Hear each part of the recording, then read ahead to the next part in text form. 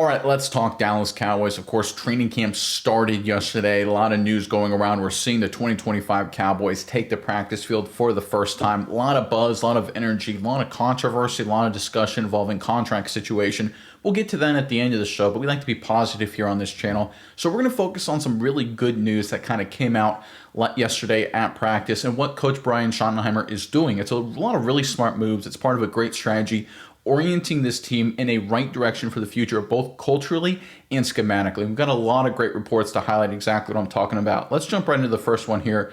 This is courtesy of Nick Harris over at the Fort Worth Star-Telegram.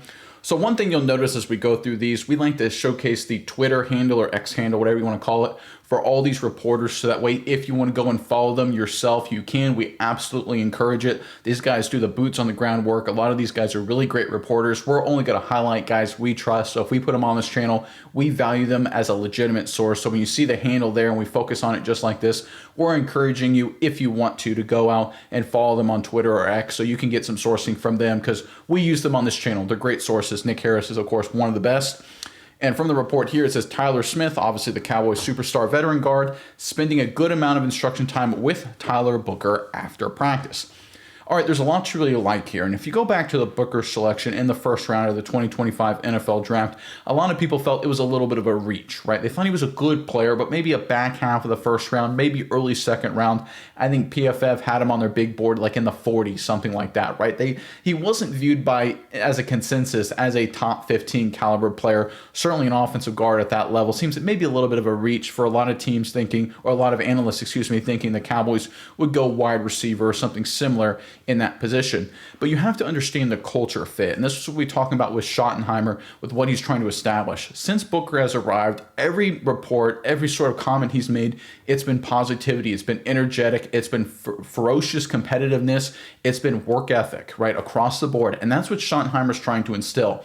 And if you listen to the Cowboys reports after they drafted Booker, they mentioned a number of times what really sold them on this Alabama prospect was what they had when they had their meetings with him, the discussions they had, and going through that entire process. So it's very clear the Cowboys coaching staff, led by Schottenheimer, looked at Booker and said, okay, he's the kind of culture fit we want to establish going forward. He's our first draft pick in this new era. He's going to establish the tone we want in terms of new additions into this Cowboys franchise. And based on all the reporting, he's shown he can be just that. And when you talk about him putting that extra work, that extra effort after practice, I want to really highlight this, because anyone who's not familiar with training camp, and just to put it out there, I played small-time college football, D1 AA FCS, as it's called these days. And training camp, it was not exactly the same as professionally, obviously, but it's a similar kind of structure, right? My head coach actually came from the National Football League. And what it is just an absolute gauntlet from the time you get up at 6 a.m. till 10:30 at night. You are doing something every 15, 30-minute segments, right? It is incredible. It's not just practice. It's not just working out. It's film. It's going into meetings. It's installing the plays, going over different things like that. High-level strategy when the head coach gets up and talks, all that kind of stuff. And your time is just fully consumed, right? You have no free time of your own. So spending every ounce of time you have trying to get better, when maybe you would have a slice of relief, maybe that 30-minute lunch break or 30-minute meal break after practice, and you're like, hey, I'm going to use this time to get better, work on my craft. Tyler Smith sacrificing his time to work with Booker. Booker sacrificing his time to work with Tyler Smith. That's a really good sign, folks. Don't undersell this. This is really important. And I think this all goes back to, once again, Schottenheimer, the culture he's instilling, the values he's just imbibing in this entire organization, making this Dallas Cowboy franchise just have more buzz, have more energy. We talked about all the time about what Schottenheimer was going to bring in terms of strategy and tactically, and we'll get to all that in a second. But it's undeniable that the culture he's providing to this Cowboys, both with veteran guys like Smith, even though we saw on the younger side, he's been around the block at this point, and brand new guys like Booker, it's very valuable, and it's really good to see. All right, our next report here, this is courtesy of Andrew Siciliano, a longtime reporter, really good reporter. He said Kevontae Turpin had 16 rushing attempts last year. He was working some as a running back here. He had a picture of him. You can check out his profile if you want to see the picture itself. Day one of Cowboys camp. Yeah, this was a big time criticism of Mike McCarthy because he had this sort of super weapon in Turpin, and now the Cowboys still do, of course, but McCarthy had him and just really couldn't figure out how to use them, right?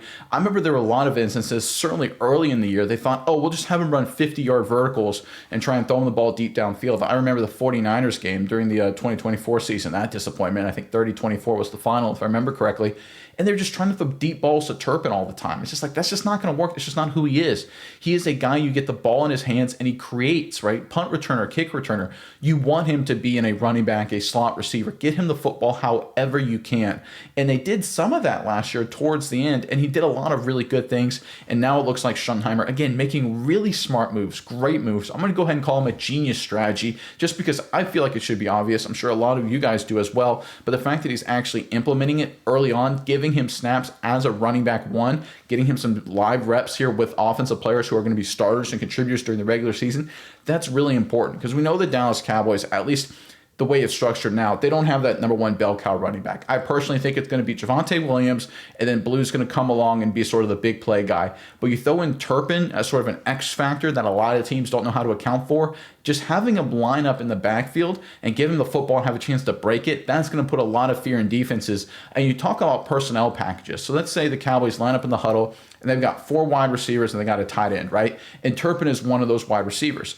The opposing defenses now have to take a step back and say, okay, they could come out with Turpin as a running back and literally give him the football like a normal 11 personnel kind of structure and run it right at us, right? We got to be able to stop the run. Or they could go 5 wide, and now you have Pickens, Lamb, and Turpin, plus a 4th receiver, we'll say Tolbert here, and then we got Ferguson, and we got a lot of guys to account for, right? That was a massive strategic advantage even before the addition of Pickens that the Cowboys had in 2024 that they didn't utilize enough. It looks like Schottenheimer is going to utilize that a lot this upcoming season. I love the fact he's doing it so early on. Remember, the beginning of training camp is usually your base packages, your simplest stuff, your sort of identity plays. This is who we want to be. So the fact that Turpin is getting reps at the running back position, getting handoffs at the running back position is a strong indication that they believe him getting multiple carries a game as a running back is exactly who they expect him to be in their offense, a big part of it. Again, great move once again by Schottenheimer.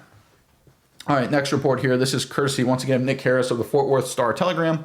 On that same notion, quite a bit of pre-snap motion in today's team period. Shotty wasn't playing, about implementing that. Yeah, this was one of those things that Mike McCarthy absolutely hated and really just pushed back against his entire time with the Dallas Cowboys. That was so frustrating.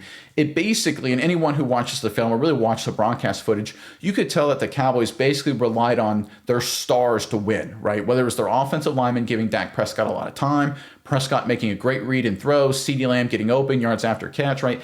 It was all predicated on the great players winning. The coaching staff really didn't help them that much. It was very simple, archaic kind of concepts with a very just sort of bread and butter packages. Kurt Warner, over the course of the 2024 season, Hall of Fame quarterback, he did a lot of great film review breakdowns. If you go back and look on his YouTube channel, he brought this up numerous times where he mentioned the Cowboys offense. It was very simplistic. You know, they weren't scheming guys open. There wasn't motions. There weren't enough shifts. He basically would say, listen, it's hard to live like this. You have to be perfect. Your quarterback has to execute at a high level. Your receivers have to be phenomenal. And in 2023, Prescott had an MVP caliber season. CeeDee Lamb had an Offensive Player of the Year caliber season. Offensive line had a great season pass protecting. Ferguson had a great season, right? Cooks had a really good season as well. If you go back to 2023. So that year, when everyone played at a high level and honestly with a little bit weaker strength of schedule, the offense was spectacular. 2024, you have some injuries, a little bit dip, harder strength of schedule. Suddenly things fall apart. Your offensive strategy, your coaching staff, Mike McCarthy, right? Even though Schottenheimer was on the staff, there was all kind of reporting before, during, and after the 2024 season, and even before that, during the 2023 season, that Schottenheimer really, really wanted to put in more of this motion, put more modernization kind of stuff. He obviously, if you go back to Schottenheimer's really big offensive success, is the famous let Russ cook stage with the Seattle Seahawks. He basically opened up the offense for Russell Wilson, let him unleash the talent and the receivers he had. He felt Mike McCarthy wasn't letting Prescott cook. He was basically forcing Prescott to be perfect. It didn't work out the first half of 2024, and of course, when the injuries happened, the wheels completely fell off. It looks like Schottenheimer, true to his word, is using that motion, using that shifts. Again, when you have playmakers like Pickens, like Lamb, like a resurgent, hopefully Ferguson, It will make things a lot easier. And remember, when you talk about an offensive line that's got a lot of youth, I really like what they're doing up front, the interior offensive line. When you look at Booker, Beebe, Smith, of course, I think that's a playoff for interior three. And really, if Beebe grows and Booker becomes what they think he will be, that's a championship front three right there, to be 100% honest, right? Smith's an all-pro. Beebe's going to be really good. I think we break down his film a lot. He's got a bright future. I think Booker so far seems to be a great fit. I mean, that's a legit championship interior three right there. But you want to make it easier on the rest of the offensive line. How do you do that? Motion, shift, get the defense flat-footed. They did none of that last season. People were very critical of Terrence Steele. People were very critical of Guyton, and rightly so, along with being critical of a lot of parts of this offense. But the Cowboys coaching staff, their play calling, their structure, and that's all Mike McCarthy, right? He was the play caller. It was his design. Schottenheimer was being the good general, offering advice, the good lieutenant, offering advice to the general and then helping execute it. But it wasn't his ideas, it was McCarthy's, and it hurt the Cowboys throughout the entire regular season. It was just too easy to stop. The defense could just pin their ears back and attack. Going forward, shifts, motions will make it much harder. Defense is more flat-footed. It'll allow these offensive linemen to have an easier job, the receivers to get open easier, Prescott's reads will become simpler, and the offense will become more effective. Love to see this from Schottenheimer. Again, really great move. All right, next report here. This is courtesy of Todd Archer, longtime ESPN reporter on the Dallas Cowboys. This is one of my favorite reports from the day, by the way. So he said, quick observations from practice number 1 at Cowboys camp. This is his first one. It appeared Brian Schottenheimer removed Sam Williams from team drills after he hit running back Phil Maffa hard and blew up tight end Tyler Neville on a block in back-to-back plays. Yeah, so for anyone who hasn't seen the footage, there's only kind of weird clips of it on the internet. Sam Williams, of course, a defensive lineman edge rusher out of Ole Miss a few years ago, missed all of last season due to injury. He's been just chomping at the bit to return. We did a story about a week and a half ago about he's going to be a breakout star. People look at what the Cowboys pass rush is going to be and all the additions they made. Obviously, second-round selection, Micah Parsons, Dante Fowler returning. Right, there's been a lot of focus re-signing Odigizua on this pass rush, but people are sleeping on Sam Williams, and this is a guy who's chomping at the bit. And I love a guy that's so aggressive, so just competitive, so just fiery that he has to be pulled back. Magic Johnson has a famous quote when he talks about what he's looking for when it comes to point guards in basketball. If he looks at a stat line at the end of a game and he notices that a point guard has 2 assists and no turnovers, he's angry, he's upset. The no turnovers is a problem. He wants to see 2 or 3 turnovers every single game. And when asked about it, because that sounds bizarre, why do you want to turn the basketball over? That's kind of stupid. Why would you want that? Magic Johnson said, I want these guards, I want these athletes on my basketball court to go to the very edge and then go over the edge of what they can accomplish. They want to fly by the seat of your pants, go 150 miles an hour, full speed attack, and then when you go over the edge and you reach the point where you're turning the ball over too much, then I'll dial you back just a little bit. And that part right there, that is the sweet spot. And that's what Schottenheimer is doing here, right? Williams, hyper-aggressive, fiery, competitive, excited to get back on the field, making big plays, physical, pads aren't really on yet, maybe a touch too far. I'm okay with that. Now you dial them back a little bit if you're a coach. Hey, Sam, doing a great job. Love the intensity, love the competitiveness. You're going to be a big part of our defense going forward. Now we just pull it back just a little bit, and now you've got a beast emerging in Williams, right? This is exactly what Magic Johnson was talking about. And this is exactly what Schottenheimer's doing. Again, you guys watching this, I'm sure you're noticing a theme here. If you listen to the media and all the conversations with the Cowboys right now, it's all about the contracts. It's all about what's going to happen there and the extensions and things like that. Diggs, Parsons, all that drama. I get it. It's easy to get headlines or so people on the big networks can drive ratings because it's the Cowboys. I understand. But if you look under the hood in every single one of these stories, and it's all over the place, right? We're talking rookie offensive linemen. We're talking using Turpin, X Factor. We're talking strategies in terms of motions and shifts. And now we're talking defensive linemen, defensive players here. We're seeing the Dallas Cowboys, led by Coach Schottenheimer, take a massive shift forward in terms of how they're structuring their team, going to the edge and then dialing it back, right? This is a new era, new energy, and Schottenheimer every single day, multiple times a day, is just making perfect move after perfect move. This is the most important element for the Dallas Cowboys. The core of the team hasn't changed last year, right? It's Prescott's your quarterback. Lamb's your number 1, right? Pickens is great as your 1B or 2, whatever you want to call him. Ferguson's going to be your tight end, right? You added Booker, but otherwise, and obviously Zach Martin is gone and retired. It's pretty much the same offensive line. You know, linebacker had a lot of change, but secondary, pretty much the same. Front 4, pretty much the same. Fowler's back, obviously, as Araku is here into the fold. But other than that, it's a lot of the same cast of characters, right? Special teams, pretty much the same. Running back room is different, but they were so bad at running back last year, I don't think it's really a big change. So from the core of the team, what really makes up the roster, it's 90%, 80% exactly the same. What's going to be different is Schottenheimer, both strategically in terms of what he's doing with players and personnel, tactically, what he's doing with in terms of motions and shifts, and culturally, what he's doing allowing the team to grow and build out in his own image. That's what we're seeing all through training camp, and this latest example from Sam Williams is just another part of that, another piece of the puzzle. Love to see this from Schottenheimer. All right, let's get into our next report here. This is courtesy of at Voice of the Star. This is from Patrick Walker. I think he's a really good reporter. Does a lot of great stuff. Highly recommend him. This is a few things he talked about or posted on when it came to George Pickens. Right, we're getting again focusing on the Schottenheimer theme here. Pretty awesome stuff here. He posted, he's one of the best coaches I've ever been around. High praise, of course. Up there with Kirby Smart, one of the best coaches in college football at Georgia, obviously, and guys like that. He's just as competitive as we are. Very important. He's a great guy, and that's Pickens on his quickly formed bond with Cowboys head coach Brian Schottenheimer. And then the second half of the post says, I think it was a great day, talking about the first practice. This offense can be great. All the camaraderie and hard work can't help but be great. Pickens on his first day in Cowboys training camp. And that last line there is very interesting. It's a breath of fresh air, comparing, obviously, with the Pittsburgh Steelers, Pickens' former team.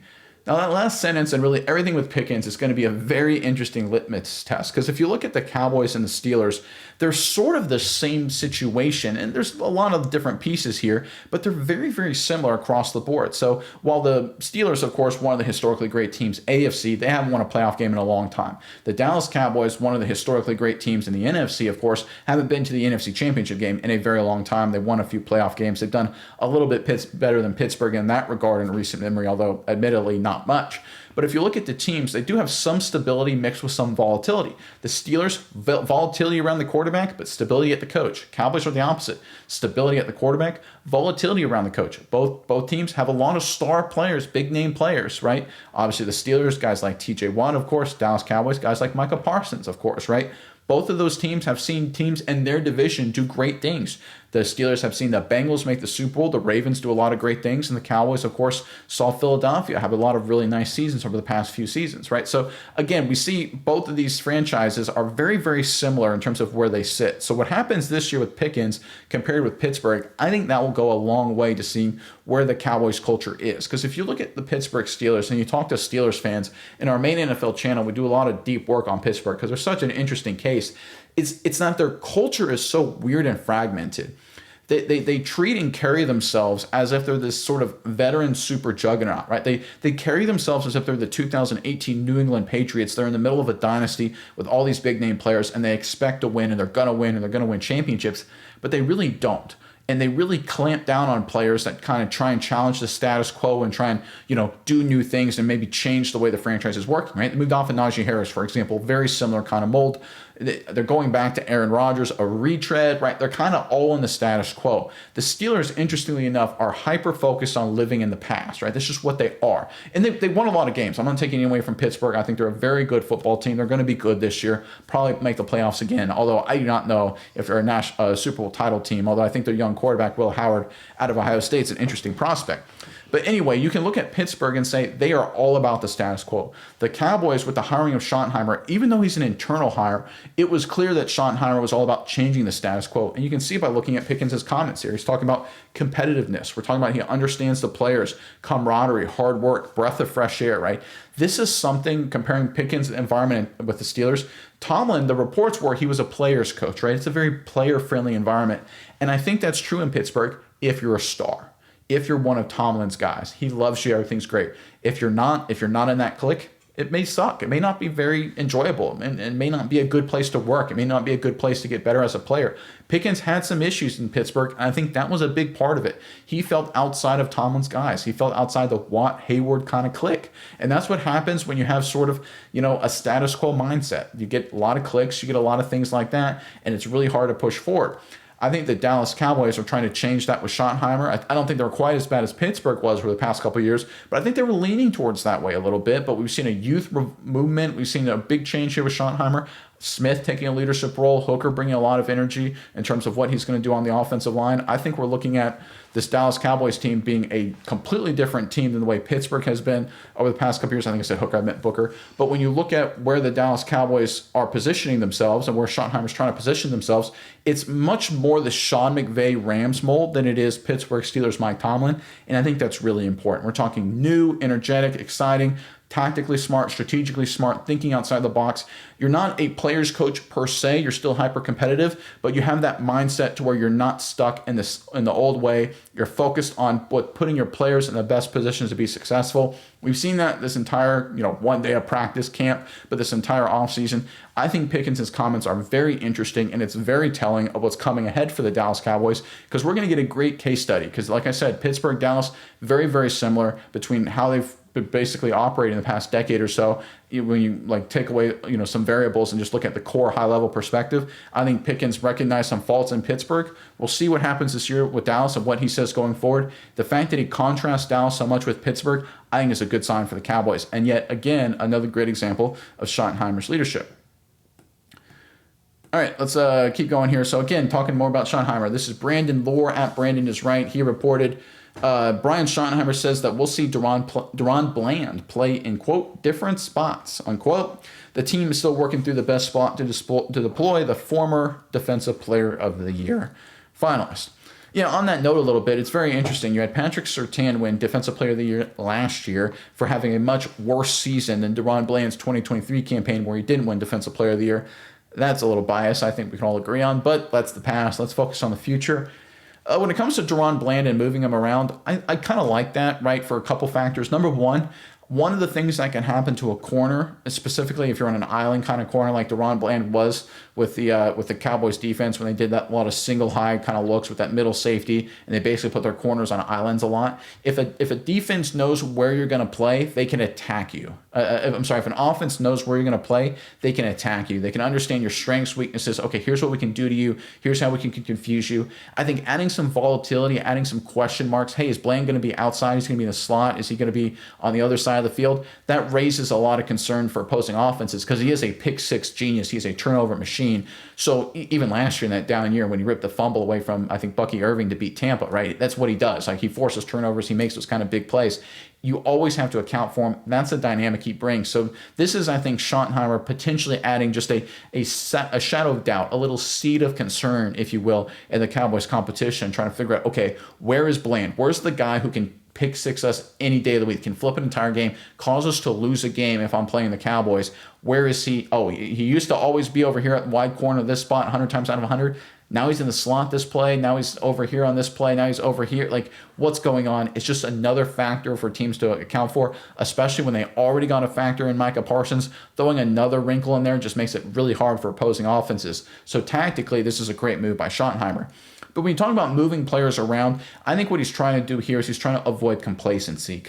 And I'll get to Trayvon Diggs in a second because I was in another report. I think what happens sometimes, and it's just human nature, I'm not blaming anybody for this, but when you reach a certain level of success, whether it's in football or just life in general, we tend to get complacent, right? Especially if you reach some sort of pinnacle, some sort of just elite level of performance. You're like, hey, I'm the best, or I'm up with the best, right? And what can happen, and it's human nature, and I'm not saying this is happening with Bland at all. There's no evidence, but people can get complacent. We all have. I think everyone watching this video can say, yeah, there are times in my personal life, professional life, whatever it may be, I got a little complacent.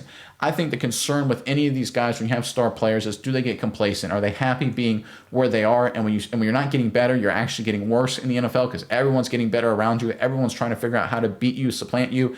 I think Deron Bland, by moving him around, shaking him up a little bit, I think it avoids that complacency with him, and it also opens up the eyes of everyone else in the secondary. Because former great, now Hall of Fame Dallas Cowboys coach Jimmy Johnson once said, he was yelling at Emmitt Smith one time, I believe, during a practice, and after the practice, he said, you know why I yelled at you? You know why I came down hard on you? It's because if everyone sees me yell at my star players, they know they don't got a chance. And I think this is part of the equation here for Schottenheimer. He knows if he sends a message that Deron Bland, the all-pro corner in 2023 and one of the stars of the defense, if he can change positions, if we're going to tell him to move for the betterment of the team, and he's a star, everybody else better get in line because it's all about being in the best position to help the team win. So from a strategic perspective, this is a really great move by Brian Schottenheimer. And again, tactically, like I already mentioned, a really great decision as well.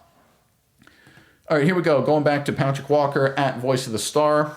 Mazi Smith is indeed lighter because the Cowboys intend to use him both at 1 technique, 0 tech, and 3 technique per Brian Schottenheimer. Cites Smith doing a lot of learning from guys like Solomon Thomas. All right, so this raised a lot of consternation in Cowboys Nation. Mazi Smith obviously been a disappointment out of Michigan his first 2 years.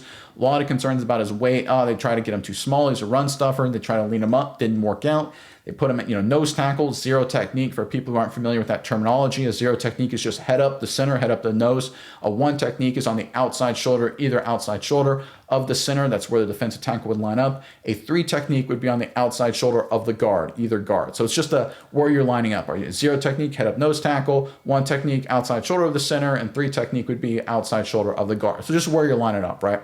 So the fact that Mazi Smith at this point in time seems to be positionless, right? They don't know where he's going to fit in. Head up, nose, 1 technique, 3 technique. Where is he going to be? And I think a lot of people saw this report and like, what are we doing here? What is going on? We want him to be a nose. We want him to be a run stuffer. And now we're trying him all different spots. What's going on? I don't like this move. Even people that have been very positive on Brian Schottenheimer have looked at this decision here and said, I don't get where the Cowboys coaching staff is coming from when it comes to this decision. I'll tell you what this is. This is them basically opening up the door, giving permission to move on from Mazi Smith. This is very clear. Anyone who's worked in corporate America for a long time has seen this, where a guy who's struggling and the management, they're trying to get rid of him. They're eventually going to fire him or lay him off or whatever they're going to do. What's the last step or one of the last steps? They try and find something else. Where can we put him in this organization? We have a sales rep and he's just not getting it done. He's not getting it done for a long time. He's not getting better. Well, maybe if we move him to the back office, let's see what he does there. Let's have him do data entry. Maybe he's great at that, right? Or, we've got a great software developer, or we've got a software developer and he's just not getting it done. We got a lot of great guys, but he's well behind. Well, maybe let's make him a tester. Let's try something out there. Maybe that's what he's really good at. So this is the last step before getting removed, from getting benched, getting cut, whatever they're going to do with Mazi Smith, right? This isn't just, we're going to try him in different spots, or we're trying to get creative, we're trying to get too cute or anything like that. They're going to move on from Mazi Smith. That's how I'm reading this, and I think anyone who's been in corporate America could read it the exact same way. They're trying to cut him, move on from him, bench from him, whatever it may be. They're just trying to find a spot. Maybe on an off chance, he just so happens to stumble in being a quality 3 technique. And maybe he is, right? And if that is, hey, great job, that works. I don't think so. I think at this point they say, listen, he is not getting it done at a 0 or 1. He has done very little in the offseason to make the Cowboys coaching staff, and of course the film the last 2 seasons indicates this as well, that he's a quality 0 or 1 technique. We'll try him at 3 technique. We'll see if he can learn from other veterans, new defensive scheme. Maybe he figures it out. We don't expect it to. This is sort of the last step, right? This is moving the sales guy to the back office. This is making a software developer become a tester. This is the last step before you move on from somebody. And we're seeing this with the Cowboys, with Brian Schottenheimer, with Mazi Smith. So anyone who saw this report or sees this report and is confused and doesn't get it and feels like this is a bad move, think about it like this. The Cowboys are planning to cut Mazi Smith. They're giving him one more chance to see if he can fit in somewhere else before they do it. It's what happens with big business. This is the final step in that chain. We'll see how it all shakes out, but I think we can all pretty much prepare ourselves that Mazi Smith will no longer be a starting member of the Dallas Cowboys defense, and frankly, will probably not be a Dallas Cowboy very much longer as well. All right, let's keep going here. Got a lot of great news, and this is going to Trayvon Diggs now. Fun stuff, talking contracts. I don't like this kind of stuff, but it is what it is. All right, this is Calvin Watkins. He posted Trayvon Diggs on getting docked $500K.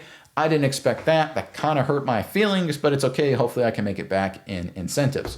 All right, for anyone who's not familiar, Diggs, by not working out with the Dallas Cowboys and not doing his therapy, his rehab, and with coming back from his injury with the Dallas Cowboys, doing his own thing, he was docked $500,000 of his pay. That was part of his contract, sort of a workout bonus kind of clause that he failed to meet up to. So the Cowboys said, hey, man, you ain't getting that $500K, right? So I think it's fair contractually, right? We want you here in the building. I think it makes sense for anyone. Again, I go back to the corporate America analogy, and I've got actually a little story to kind of work you through about this. I think it's pretty interesting. So a couple of years ago, obviously remote work got bigger and bigger, and it became kind of a part of just American life. And working on an engineering firm, working a bunch of engineers, and there was a lot of engineers that wanted to work remotely. And they're really good software guys. They're paid a lot of money, very, very good. And they weren't allowed to. Management said, nah, you got to be in the building. We want you in the building. We got to get this done. But then there was like an admin assistant, like a data entry, like a technical document person, nothing crazy, something you can do like a cubicle job, right? Nothing against that, just that's what they were doing. But that person was allowed to work from home. And a lot of engineers were very upset about that fact. Like, why does this person get to work from home? We're the engineers. We do the product work. How come we don't get that benefit? And management said, listen, we're paying them $50,000 a year. If they screw up, our maximum downside is $50,000, right? That's how much they're paying. That's how much they're costing the company, just from a salary perspective. We're paying you more than double that as a software engineer. Our downside is more than double. We got to have you here to manage that downside, to make sure you live up to your end of the bargain. And especially since you're an engineer and you have your hands on the product itself, it's actually even more important than a support staff. And now, while the engineers didn't like that explanation, it's 100% true. Where it goes into the National Football League is if you're a star, if we paid you a lot of money, we want you in the building because we have to manage that investment. We've got to manage those dollars. We got to make sure your therapy is going well, your rehab is going well, right? 100% understandable, right? We're giving you a lot of money. We're expecting you to be a leader of this team. When we pay you, Trayvon Diggs, whatever, $15, $20 million a year in terms of salary, bonuses, things like that, you know, when you factor in signing bonus and everything he's gotten up to this point, we are not allowed to, right, salary cap, to spend that money elsewhere. We are expecting you to provide at least that amount of value to our team. And if you're not here doing physical rehab with us, physical therapy with us, we don't know if you're living up to your end of the bargain, right? And I think that's 100% fair, right? Just like Diggs, he can do rehab somewhere else. He can get prepared somewhere else. There is nothing preventing him from doing that. He just didn't live up to his contractual point right here. And so he loses $500,000. What I don't like about Diggs here is that kind of hurt my feelings. Dude, you're a grown-up, right? You're not 19 years old. You're not right out of college. You're not right out of Alabama. You know, it's not 2021, right after your rookie year. We're still figuring things out, right? We're 2025, right? You've been in the game a long time. You're in your mid-20s right now, mid to late 20s. You're a veteran. Talk about hurting your feelings. Dallas Cowboys are paying you a lot of money, millions and millions and millions of dollars. You're one of the top paid at your position in the National Football League. And over the last 2 years, you provided value to the Cowboys significantly less than what your salary has called for, right? Again, injuries are a big part of that. I understand. I'm not necessarily blaming them for injuries, but put yourself in the Cowboys' shoes. Put yourself in the mind of a business person. You've got all those dollars allocated to this asset. Trayvon Diggs hasn't lived up. Your return on that investment has been poor the last 2 seasons. You want to manage that to make sure it's prepared to get some good ROI, and then that asset decides to act in a way that could hurt your investment further. I'm not saying it will, but he's acting in that way. There's a reason to be upset if you're the Cowboys. If you're Trayvon Diggs, I don't understand what he's going on here. Like his commentary makes almost no sense. I remember back in college, there was a guy who didn't study for a test at all. In fact, I think it was like a quiz or something they knew was coming, didn't study. And so he said, well, I'm just going to skip it and I won't show up to class. And he won't give me a 0 because that's not fair. I'll just take it like 2 days later or something. And he skipped the class and the teacher gave him a 0. Attendance was mandatory, that kind of thing. And he was like acting like shocked, like, I don't understand why he gave me a 0. And I'm like, because you skipped it, right? You knew he was going to do it, right? Don't act so surprised. That was obviously going to get a 0. And that's what happened here with Trayvon Diggs. I don't understand the mindset. I'm very concerned, to be totally honest, with Trayvon Diggs' mentality over the past basically 8 to 12 calendar months. Look, I know he's good friends with Parsons. I know they got a relationship, and we'll have to see how that all shakes out. And I'm really hoping he's going to make it back in those incentives like he mentions in the report here. But I do have a lot of concerns with how he's handling himself going forward, right? Because you're supposed to be a top 3, top 5 corner. 2023 and 2024, even when you were on the field, you weren't really living up to that expectation. Injuries really kept you away from that. You're a really good player. You're one of the best when we saw in 2021 and 2022. Go back to that and we can figure about all this, but I'm a little concerned about the mindset here. Again, this is one of the things that Schottenheimer's working to improve on. Culture, mindset, you get it from the young guys. You get it from the guys that aren't making buku bucks up to this point. Sometimes getting these guys that have already gotten paid to get on board is more of a challenge. We'll have to see what happens with Trayvon Diggs going forward. All right, so we're going to finish this up here to kind of go back to the Parsons drama and just give a few additional thoughts on this. You know, after training camp, after the practice, Parsons and the Diggs joined him as well, had sort of a, meeting with the media, kind of an impromptu press conference, and said basically his piece. Said, he was disappointed what was happening with the Cowboys. And there's something he mentioned that I really want to just hit on here for a second. He said, the guys like Max Crosby with the Raiders, they got their money, right? Myles Garrett with the Cleveland Browns, they got their money. And now T.J. Watt with the Pittsburgh Steelers, he just got his money, right? How come we can't be like that? And there was a lot of people in the media was like, oh, yeah, he's got a good point. The Cowboys being stupid again, or something like that. And maybe the Cowboys are being stupid. I think there's some arguments to be made that they are. But let's take a step back. If we just remove the names of the players and the situation, and let's focus on decision making. Just making a decision, an A or B decision. If I were to tell you that team A or decision A was a decision the Browns and the Raiders made, would you say that's a good decision? Probably not, because the Browns and the Raiders have been quite terrible. Namely, the Browns, the Raiders, up and down, but they've been pretty terrible as well, right? Even the Steelers, while they've been competitive, they've been underwhelming, haven't won a playoff game since 2016. So even if you lump all three of those guys into a basket and say, all right, if a decision was made by these three teams, is it a good decision? And you would tell me Cleveland, Las Vegas, and Pittsburgh made that decision, I'd say probably not, right? And that's what we have to take when it comes to these approaches, right? And I'm not going to say, Micah Parsons is in the right or the wrong, or Jerry Jones is in the right or the wrong, right? It's a negotiation. We'll have to see how everything shakes out. But I think it's important to understand the context of what happens in these processes, right?